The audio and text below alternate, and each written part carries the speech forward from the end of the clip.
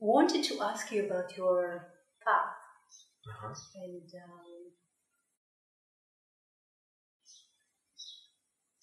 what is it that moved you in the Dharma to begin with, and how did it develop?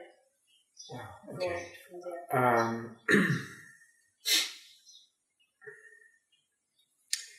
there? Historically, I started actually doing TM when I was like, I don't know how old I was, young. I was still in school, like 17 or something, but I never really liked it.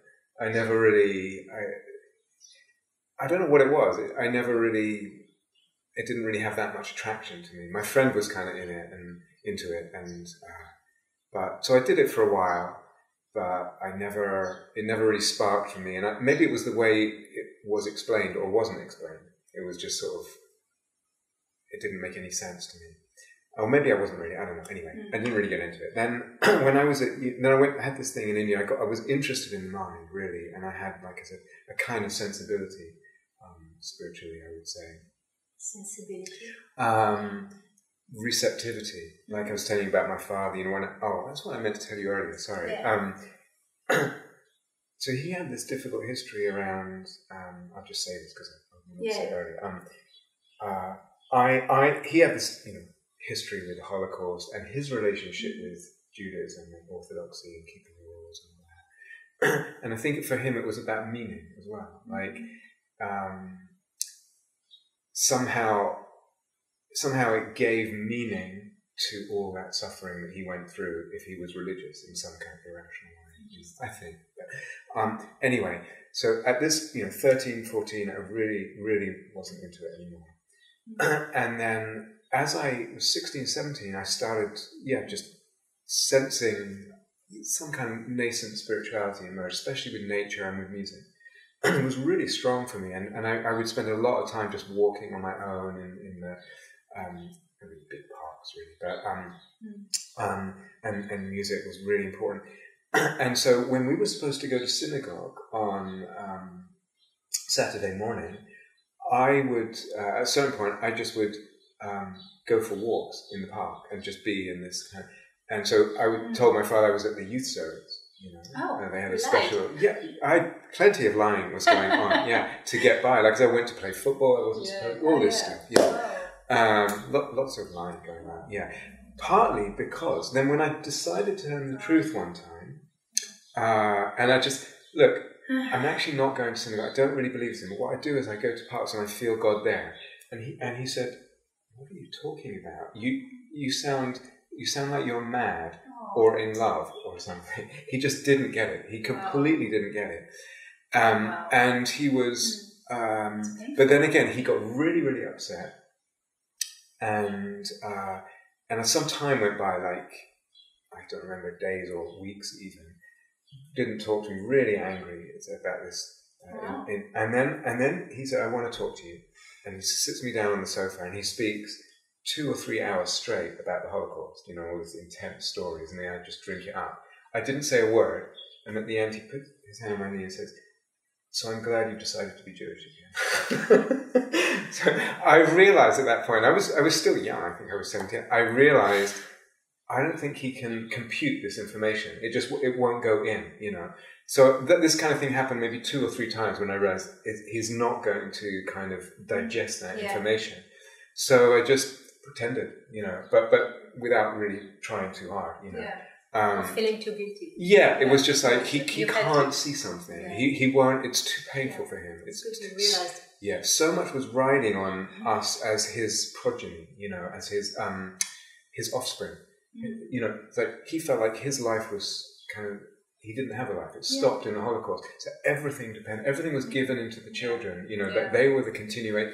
So not to be Jewish, not to be achieving, not to be money, and anyway.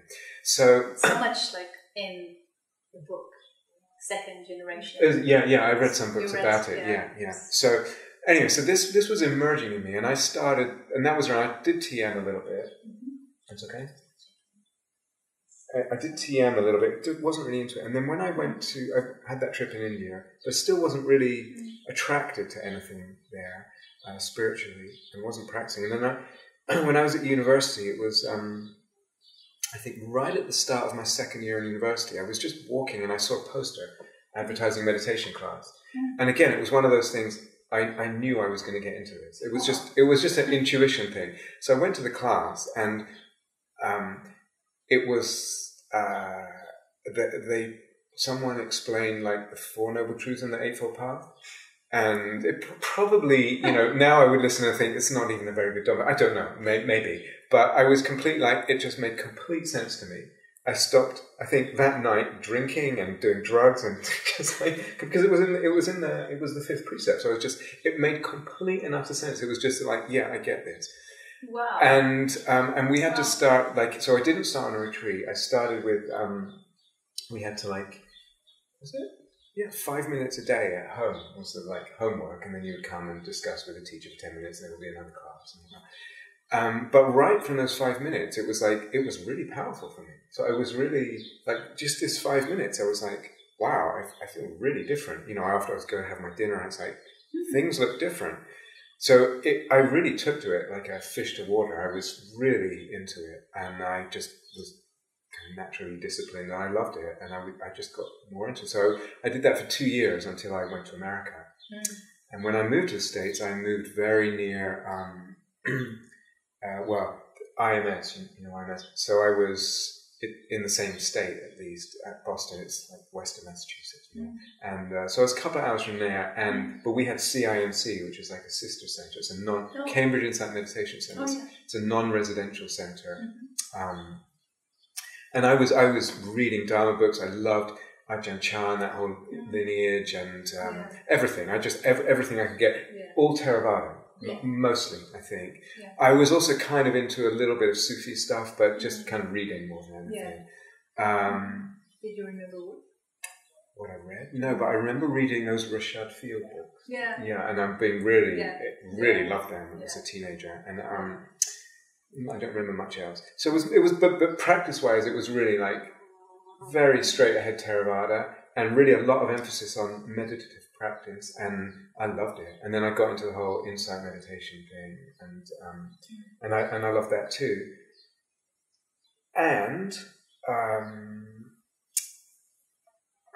should I say this on the tape? Please.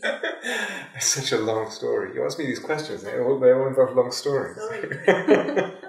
So about a year and a half after I started meditation, I was really into it. And so I would go to whatever little day-longs or weekends. And I hadn't done a long retreat yet.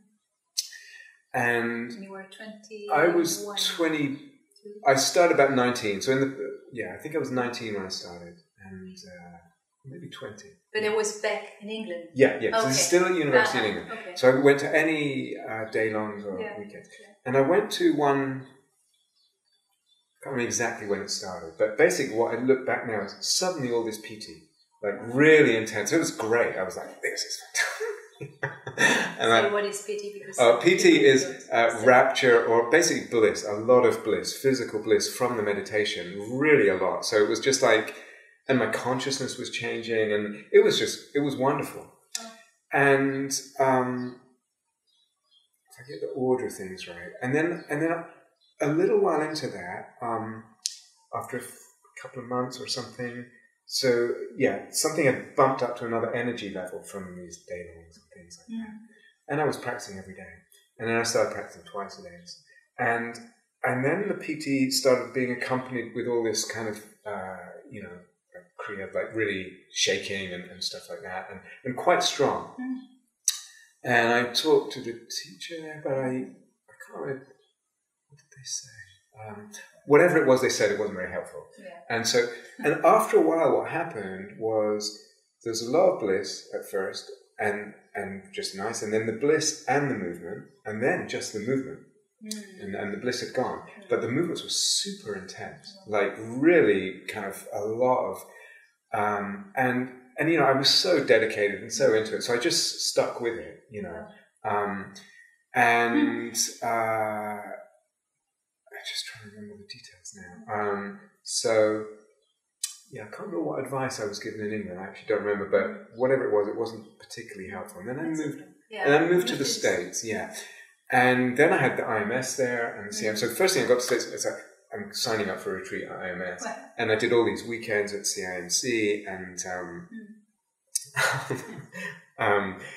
and then this movement thing was just getting more and more intense. And it would come like, whenever I would still my mind, even listening to music, if I listened like with a lot of concentration, so my body would like explode. Like move? Like what way? Move and shake and like spasm and contort. And it developed over a while. So by the end, I mean, I'll tell it kind of sequentially. Yeah, so it was strong and strong. It was really, and I really just, kept showing up. And I didn't really know what to do with it, And so this is 80s, so 86, 85, 86, 87. All the teachers around, they were all like really... like army years, sorry. Oh, really? Everybody with its karma.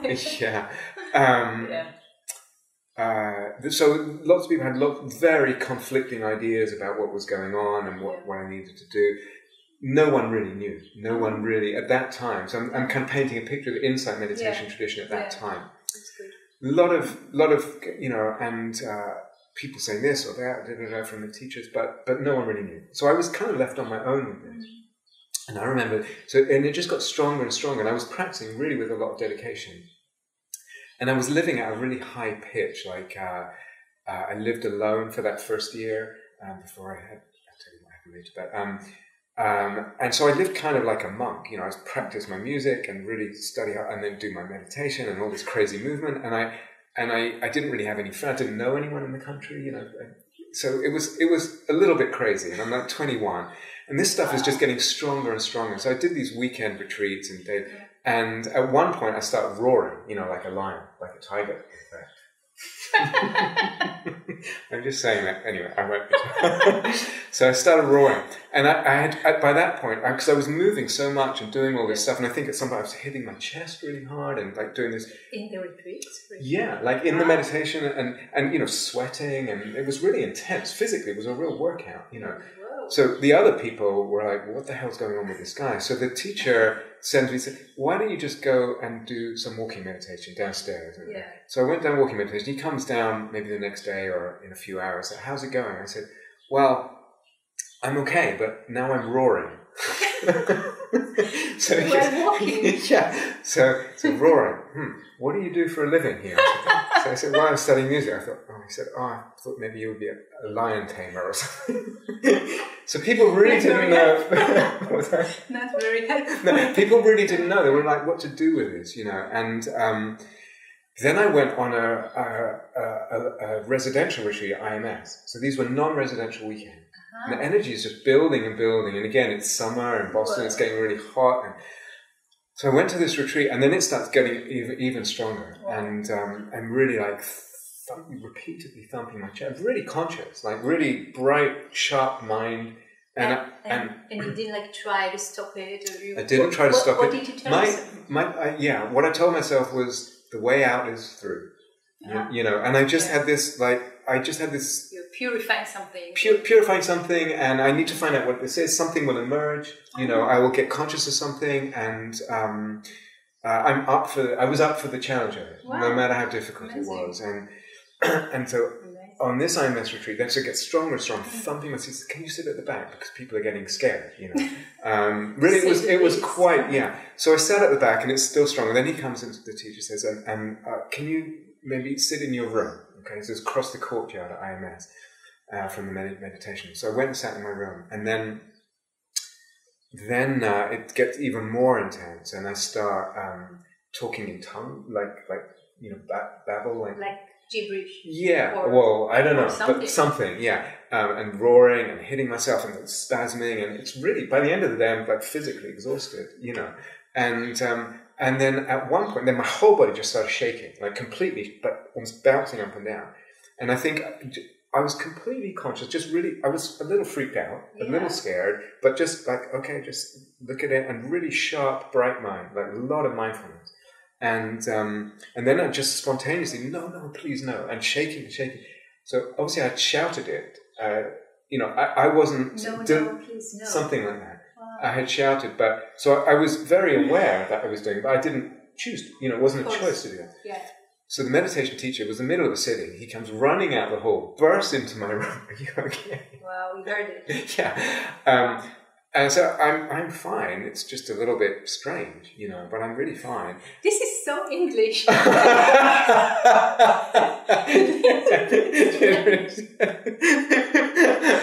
Honestly, I'm fine. And he said, fine. I'm just super crazy right now.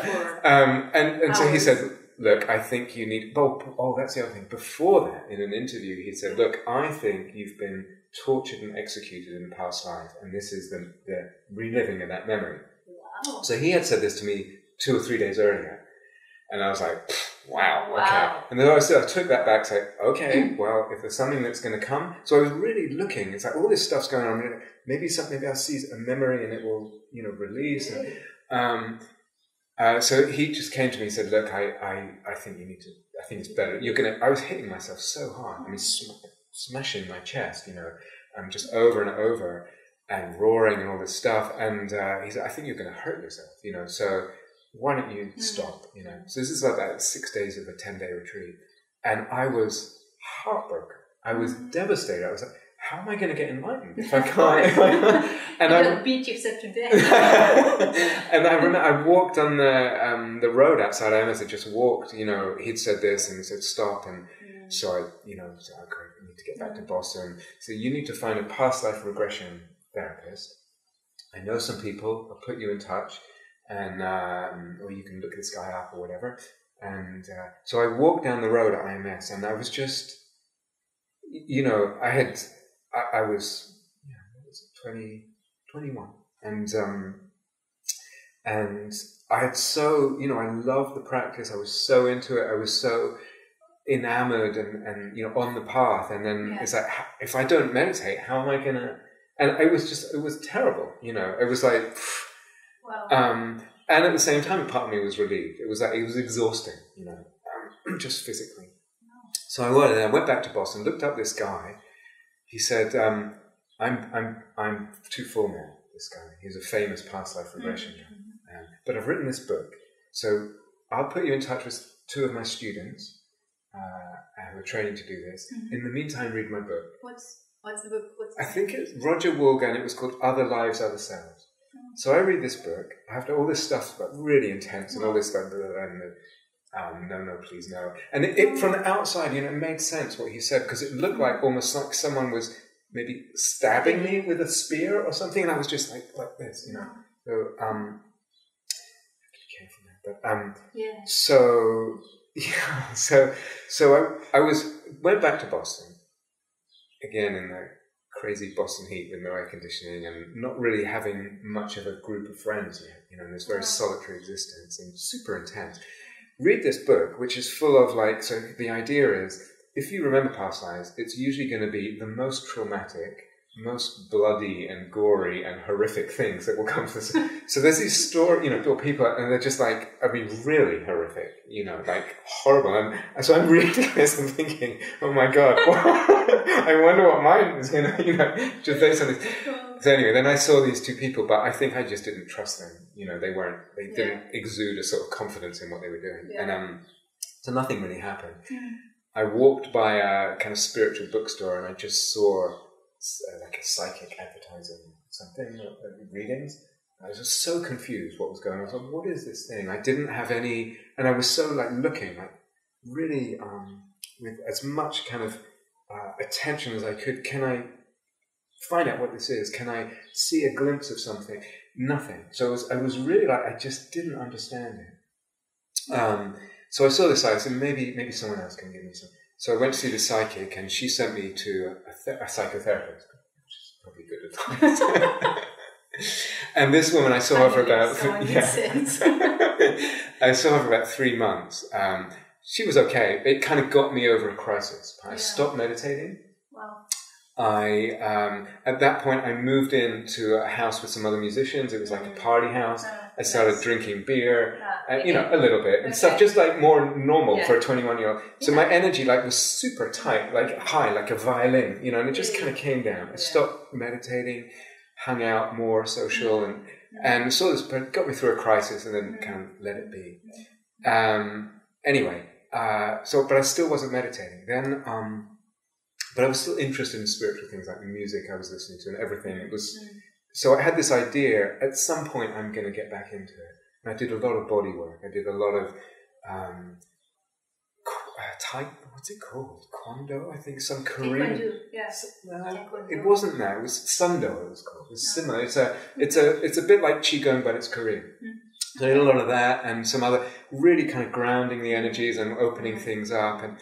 And then at some point I got working with a psychotherapist that I mentioned earlier, and she was great. It was like a whole other level. So actually, at first she was great. That's a long story, but and so I started really kind of. I remember going in and saying to her, I feel like either I have really intense emotions that I don't understand, or I feel like something's going on emotionally, but I'm not in touch with it. And so I want to, and so that was really helpful with that. So I started getting more in touch with my emotions and more conversant and fluid, and with a lot of body work and different lifestyle, more social, and, it took the pressure off. Much, it was like, I was really like an intense pressure cooker, and, so, it's like, it's beautiful, but it's like... We were talking about intensity the other day, and I was reflecting that in intensity, you can have different ingredients. It's not only the pressure; it's the heat as well, and the direction. Yeah, completely. What you call pathos, like the wish to. Absolutely, and how much wisdom is there, and all kinds of how balanced it is, many things. So it sounds like a huge pressure cooker, as you were saying, and but what did you understand from all that? At that point, nothing yet. Other than, but I had there's probably some really intense trauma there, okay? Maybe past life, maybe this life. So into therapy, it's like, okay, this is good. Tell the therapist, and, she's like, okay, well, she was of the school, there must be definitely something there. So I was living, to say that I wasn't practicing wouldn't be right, but I wasn't doing formal insight. I wasn't doing formal meditation. I stayed away from that for a long time. So what did you do? So I was doing this intense psychotherapy process, again, back to intensity, but it was she was intense, and it was intense. It was like she really demanded that you really did it full on, and you really gave it, and you really sorted your life out, and so I was doing that, but music, practicing music with a lot of it. And the music was, like I said, was part of the spirituality for me. So all that was there, and I think probably, let's say 4 years, three or 4 years went by, something like that. Still in the therapy, still doing body work, a lot of music, and good times. And my father died during that time, and then at some point in this process, there was so much heart opening and so much getting in touch, and really, really beautiful, good. And I think something from the heart opening meant that I wasn't clear about it at the time. What actually happened, and I can explain it later, what actually happened was I found myself like walking into bookstores when they had bookstores, and Amazon didn't take over the world, but when they had bookstores, going into bookstores, and you could just browse, you're just browsing, and more drifting over to the Christianity section and reading about Jesus. And I'd grown up kind of not even really knowing who Jesus was, except that it wasn't good. Sounds familiar. There's another story. So when my mother's mother she died and got cremated, and she wasn't Jewish, but she didn't convert. So, and then she got cremated in a kind of... The grandmother. Why would you convert? Yeah, exactly. So she was nominally Church of England. So she had a kind of little bit Christian sort of thing. So the coffin was getting on this an electric conveyor belt into where it gets burned, at that moment. And then we're supposed to sing these hymns with the to Jesus, Christian hymns. And so the coffin's going in, and this music's going in, and everyone's like singing, and my father's like, don't say that. Only Jewish people can understand. Yeah. So anyway, that was an aside. But anyway, so I found myself at that time really drawn to this, to Christ, to Jesus, and the sort of the heart teachings there, and this devotional sense kind of just blossomed in me. I could never have predicted it. So it had something to do with the heart work I was doing, and I just kind of fell in love with Jesus and that's those sort of heart teachings, and I really was saturated in that. And a little time went by, and I found what's called centering prayer. Have you heard of it?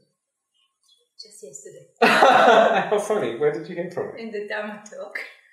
Oh, I mentioned it. No. Oh, with Lloyd, yeah. Okay. Somebody mentioned it. Okay, so... Very strong concentration, it sounds like. Well, no. Like the way he described it. That's interesting. I think it gets taught different ways, but what I understood at that time was more it's a letting go practice.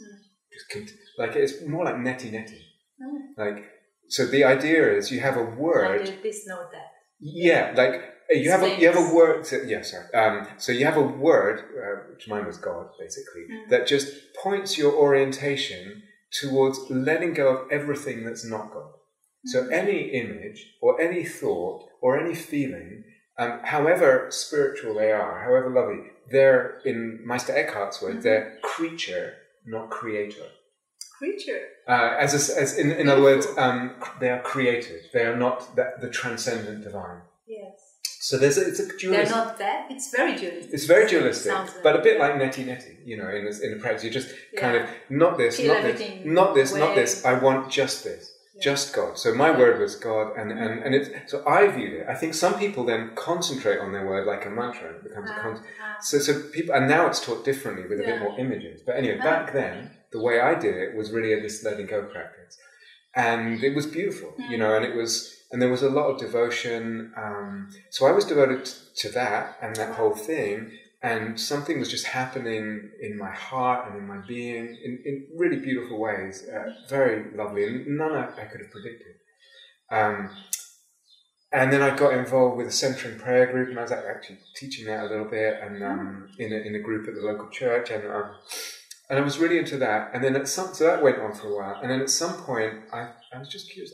I always had this thing, insight meditation is my thing, kind of, you know, and I'll get back to it someday. And so I just started doing metta. Like I added metta to the centering prayer, like to different times. I was practicing quite a lot. And that seemed fine, you know, after a few years. So I did that. And then gradually I started adding the insight meditation, you know, back. And it was fine. It was really fine. So all that crazy stuff, it was different now. And then the teachings of that, so I went back to CIMC, but that was the time when I first had contact with Christopher. I mean, he won't remember, but he used to come to CIMC twice a year. And I would go, and I would get a different teacher every week, just come and give an evening Dharma talk. And there was something about him that I just really grabbed, you know, the way he presented things, and the sense of freedom, and I loved it, and also the environment. I remember him talking about. I remember him saying, it must have been 1996 or something. Actually, I can't remember. He said something like, "If we don't get green in the next 20 years, or something, which is now past." You know, and there was a lot of things. So I loved it. I mean, I loved everything else too, but there was something. So I went on retreat with him in '96 at INA. So this was after a long time of not being on retreat and not being really intense. And it was really fine. It was completely fine. Wow. But I'd done a lot of work in that meantime. Yeah. Now, back to the explanation. Yes. I think, you know, if the energies and intensities are not balanced, things can get really bonkers. Really bonkers.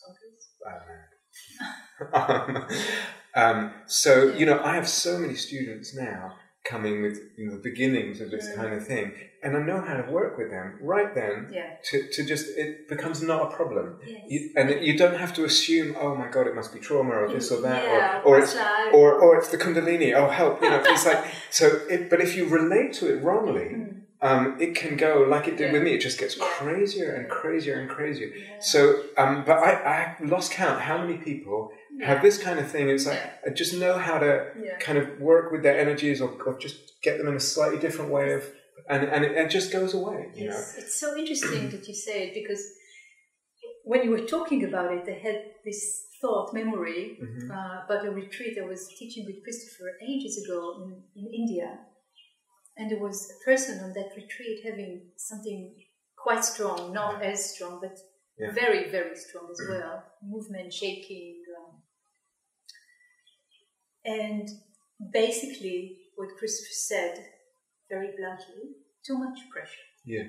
Simply, too much pressure. Yeah.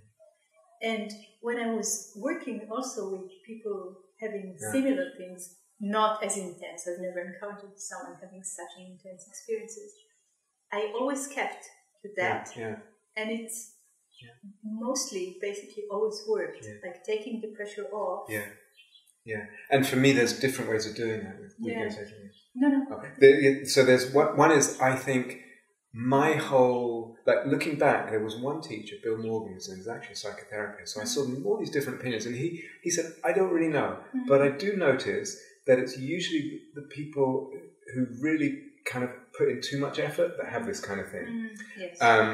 And he said, I can't really help you, but I noticed that, you know. And that's one thing. That's so there helpful. was, it was helpful in hindsight, But so there was a lot of pressure, like in the way that I was relating to practice. But there's also kind of like moment-to-moment pressure, like just this kind of so I was working, let's say, with breath, and it's like, how much am I going to be like a Uzi, you know, like a laser beam? Like I could harness the mental energy like a laser beam. It's like, you know, it's like sometimes that's really helpful and sometimes it's really not, you know.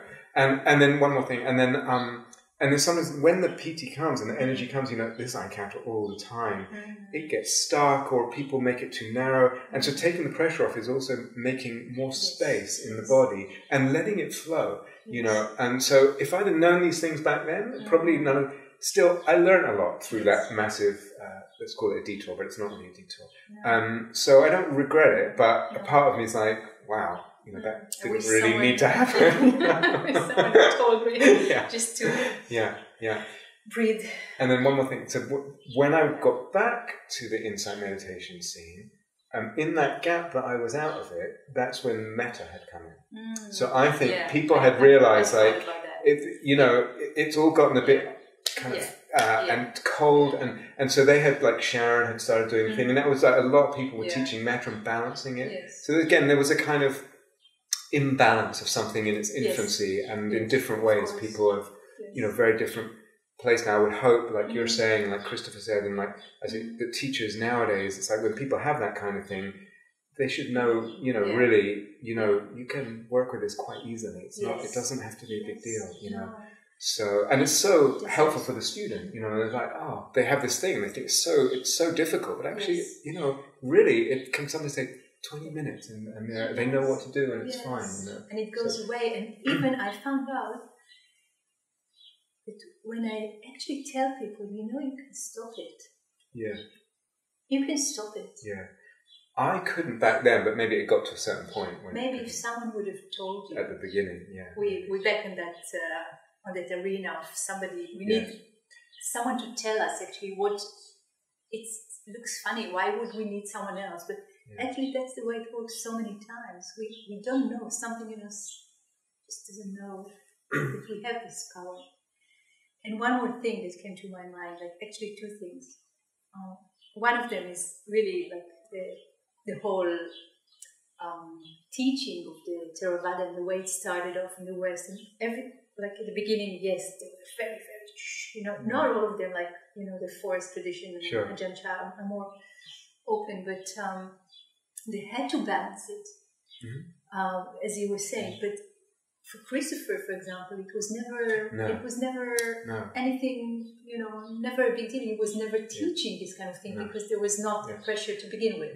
There wasn't a pressure, and he doesn't really do that laser beam thing. And And the other thing, the whole laser beam, for some people it works fantastically. For others, it works fantastically as well, and it has this it has this thing, like when yeah. the intensity, like I know it also very well, Yeah. like from my experience, I mean, I didn't have these kind of things, but for some of us, the ability to focus the mind to a very narrow and sharp sort of, thing, it's a double-edged sword. Yeah, definitely. I mean, I find that I can do it now, no problem. But it's just a mode. It's like on your camera. You have a zoom or a wide angle or whatever. But there's ways of doing it, and also being conscious of like what's happening energetically at the same time. So sometimes you just like that, and you know, there's a lot of things you have to kind of be aware of at the same time and kind of balance and all that stuff. So But it sounds like you were very independent in your thoughts and in your actions from everything you were telling me up till now. I think when you went into it, you gave it a go. You looked for resolutions. I was independent to a certain extent. I'm very dedicated. Like I said, I had this like. It was very clear to me. It was very clear to me what was really important and what I really loved. That's amazing. And I think and I had this cancer. I think I wrote on the blog thing once. One of the pieces that if I die, that I feel, it will be okay if I die young, is that I feel like I can look back to something around that time, 16, 17, and really making choice after choice, no matter how difficult or what the possible consequences, in line with what I felt was I really loved. So it's like if you can look back at a life, no matter how many years, or if you look back at a life and you don't have that feeling, you're going to probably feel not that great about dying. But one of the things I think that I feel really grateful for now is that I feel like I can really say that, and that means sometimes doing the opposite thing of what I was doing, whatever. But it's more like just keeping on track with that, living, and so that I think is a really important. Just whether you practice or not, whatever is important to the soul, to be close to that and to follow that, and be in touch with that and listen to that and put that like above everything else. Then I think the probability of like regretting or feeling like I didn't quite live or now death is somehow scary, it changes it. Yes, of course, but that's a gift. It is, yeah. It is a gift. I mean, you had it. It sounds like you had it from quite a young age. It's a gift, but it's also like it's like karma. Like every time you choose that way, then the next time it's easier to choose that way. Every time you don't choose that way, the next time it's harder to choose. So it's a gift, but it's also like something. It's a muscle that you strengthen or weaken. Yes, and it's very inspiring to hear. Of course, I mean it's also in the mix of the karma of the listeners, the one. So for me, it's really it's an important element. So, but in terms of independence of thinking, I think at that point I feel more independent now. And we can get to that. But at that time, I was still, so when he told me, you need to stop meditating, I was still in the framework of like, well, how am I going to get enlightened if I can't meditate? You were very young. I was very young, but just in terms of like, I wasn't like so independent of thought that I thought. But, so stuff like that. But so where were we? So I got back into practice and was really taken with Christopher and his teachings and everything else too. But there was something about his that really spoke to me and something in the flavor, something in the atmosphere and his teachings. Yeah. And he taught me a lot. I understood quite quickly about emptiness, at certain levels at least. Not like the deep end, but more the perfume of the deep end. But in terms of insight, enough to get you going. Definitely, yeah. But the kind of what I would call the easier end. So, for example, we may or may not talk about this, but it's okay. You can decide if you want to pick it up at some point. So, this relationship with this therapist, who's now dead, got really complicated in a not good way. It really abusive, actually. Okay, so there's another independence thing. This is going to be a long side if we go there, but let me say this now, and then we can go back if you want later. Okay, so there was a lot of there was a lot of pressure on me. again. That was a very pressured situation. I felt like I was believing I needed to heal something. I needed to purify something. I needed to understand some trauma or, have some catharsis or something so that I could have my spiritual power. That was the framework. That was the framework. And she hooked me that way.